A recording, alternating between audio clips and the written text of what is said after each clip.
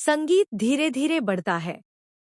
दृश्य एक सुनसान आंगन, शाम का समय।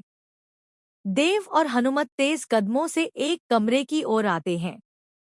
दरवाजा खुलता है। वसुधा जमीन पर पड़ी है। उसके होठों से झांक बाहर आ रहा है।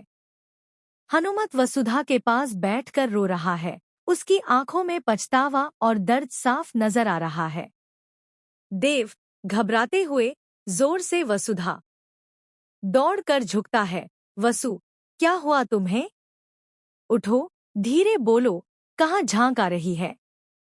हनुमत उठ नहीं पाता। उसकी आवाज टूट चुकी है।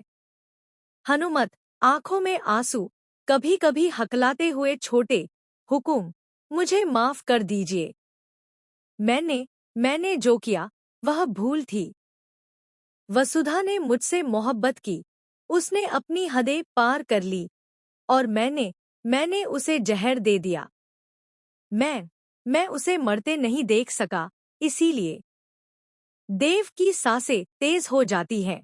गुस्सा और सदमा चेहरे पर जमा हो जाता है। देव धीरे धीरे उठकर आंखें चमकती हुई, तुमने वसु को?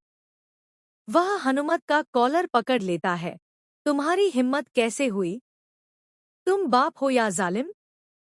वसु नौकर नहीं, वह एक इंसान थी, एक जिंदगी थी। तुमने उसे मारने से पहले हमसे बात करना जरूरी नहीं समझा? हनुमत कांपते हुए छोटा हुकुम, वसु ने हमारी औकात भूल गई थी। उसने मेरी इज्जत को ठेस पहुंचाई। उसका प्यार मेरे लिए शर्म की बात बन गया था। मैंने सोचा सजा देना ही ठीक है। ऐसा करने से सब सही हो जाएगा। देव चीखते हुए, तुमने खुद को कौन समझा? तुम्हें किसी का न्याय देने का हक नहीं।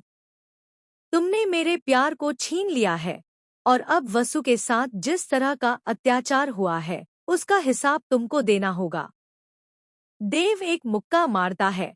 हनुमत गिर पड़ता है, लेकिन देव उसका गला नहीं काटता। उसकी आंखें आंसुओं से भर आती हैं। मैं तुम्हें कभी माफ नहीं करूंगा। वसुधा की सांसें कमजोर हैं। देव चिल्लाता है और तेजी से उसके पास आता है। वह अपना सिर वसुधा की गोद में रखता है। कमरे में सन्नाटा छा जाता है।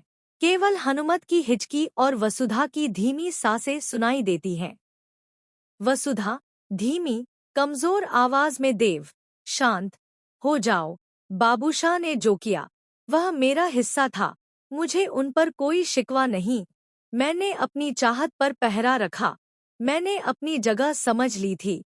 तुमसे बस एक विनती है, मेरे बाबूशाह को सजा मत दिलवाना। वह अपने फर्ज का पालन कर रहा था। उसकी माँ